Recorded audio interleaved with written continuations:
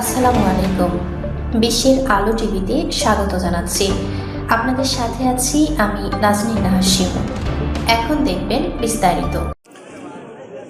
সংগ্রামী শাহজাদপুর উপজেলাবাসী, আমরা শাহজাদপুর উপজেলা থেকে মোমবাতি কাণ্ডারি হিসাবে আমরা সুন্নিয়ত রতন্ত্র প্রহরী জনাব মোহাম্মদ মুশাররফ হোসেন ভাইকে আমরা মোমবাতি প্রতীকের পক্ষে ইলেকশন করার জন্য আমরা মনোনীত করেছি।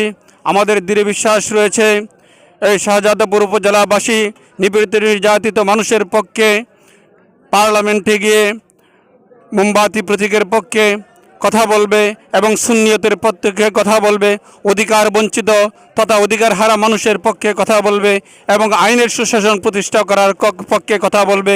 আজকে আমরা শাহজাদপুরে মোমবাতির যে গণজোয়ার সৃষ্টি হয়েছে, আমার দৃঢ় বিশ্বাস রয়েছে আগামী ত্রয়োদশ জাতীয় সংসদ নির্বাচনে শাহজাদপুরবাসী মোমবাতিকে প্রতীকে ভোট দিয়ে আমার জনাব মুশাররফ হোসেনকে বিজয়ী করবে।